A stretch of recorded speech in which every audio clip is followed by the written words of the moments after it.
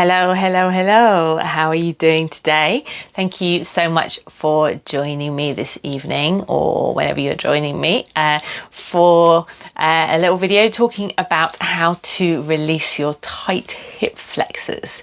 So last week I did a video on some reasons why your hip flexors might be feeling tight, and I say tight in inverted commas because we don't necessarily know that our hip flexors are actually tight, but that's a discussion for another day. You might be feeling a tight sensation in your hip flexors round about here. So we're going to do, I'm going to suggest some ways to release them today. So go back and check out last week's video. I'll pop a link in the comments.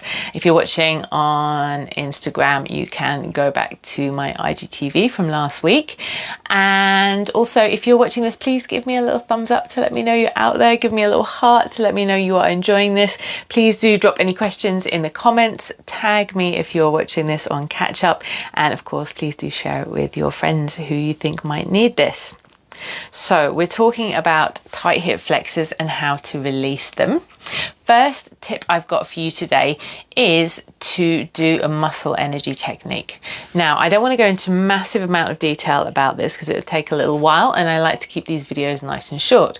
But a muscle energy technique is basically we're going to apply just a little bit of pressure, so about 20%, which is going to send a signal from the brain to the muscles to get them to release. So in the case of your hip flexors, one way you can do this is by lying down and pressing your thighs into your hands. You might need to lift your heels to do this. And you just want to find a just gentle 20% contraction and hold this for about 20 seconds.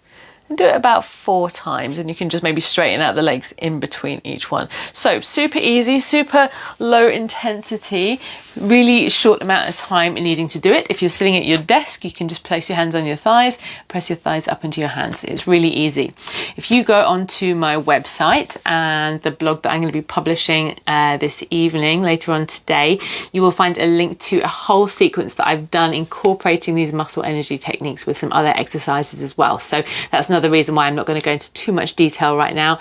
That is already going to be linked for you there on my website, so you can go and check that out. And it's just a really short sequence. I think it's less than 10 minutes anyway. So that was my number 1 tip. Use muscle energy techniques to release the hip flexors. Number 2 is to do some strengthening for your opposing muscles. So the opposing muscles to the hip flexors are the hip extensors. Hip extensors are your glutes, so your butt muscles, and your hamstrings. And one of my favorite exercises, I bang on about this all the time, is glute bridge or hip bridge, or I think it's called shoulder bridge in Pilates, perhaps if you're a Pilates person. But I prefer to think about, I'm usually doing it for the purpose of activating the glutes and the hamstrings. So I tend to think about it as a hip bridge. So very easy, on your back, and making sure your feet are nice and in line with each other, using your bum to squeeze and lift the hips up into the air, and trying to get as much of a straight line as possible from your knees to your shoulders. So just to clarify, it's not like a yoga style bridge, which we're going for a little bit more back extension. You want to keep the back nice and neutral, abs on, zipping up in your core here and coming down again. So really activating the glutes in this exercise. And by activating the glutes, this is also going to cause the opposite muscle to relax. So your glutes contract, or your hamstrings contract, your hip flexors are going to have to relax to allow that movement to happen. So then, of course, the third tip is to actually strengthen your hip flexors. So once you've released them, you want to make sure that you're kind of strengthening in this new released position so they don't kind of go back to where they were before. And this isn't going to be an immediate thing, it's probably going to take a little while of work. If you're like me and have had tight hip flexors for a long time, it's going to be a long work in progress, but keep going with it. But if you haven't started already, I recommend starting now. And dead bugs are one of my favorite exercises for activating and strengthening your hip flexors, because you can start really small and simple wherever your strength is at right now. So again, I've done another post on this, and again, this is linked from my blog on my website, which I'm going to publish soon after this live broadcast this evening. But you would just start off very simply by marching the legs, making sure that you're keeping your core nice and controlled and your spine in neutral. And notice how we're using the hip flexors to lift the legs. So this may feel really easy for you, or it may be a bit of a challenge. If you want to make it more of a challenge, you can extend the leg further away. I've got my mirror there, so I can't extend the legs. And then you can start to take the legs up off the floor. And then it also becomes a nice core challenge as well as working the hip flexors. And there's various degrees of challenge that you can go to here to start to strengthen them, holding your legs in tabletop and bringing the legs down, straightening the legs and bringing them down. All sorts of different variations like that. So that's my 3 tips for you today. Use muscle energy techniques to release the hip flexors. You're going to use your strengthening and activating of your, did I say extensors? Muscle energy techniques to release the flexors, that's what we're talking about. But there are muscle energy techniques for the extensors too.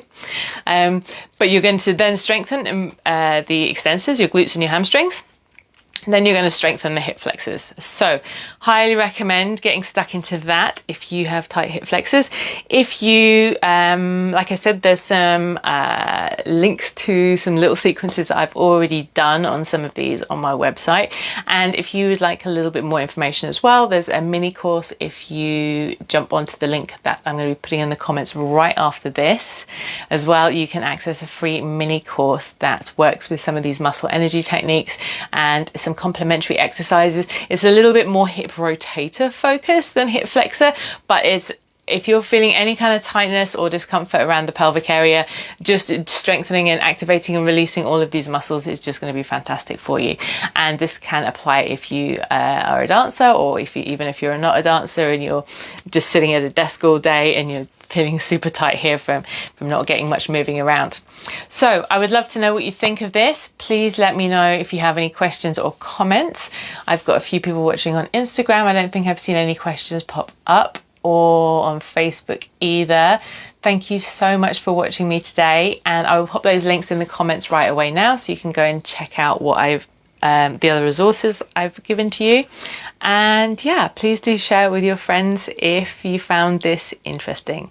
Thank you so much, and I will see you next time. Big love.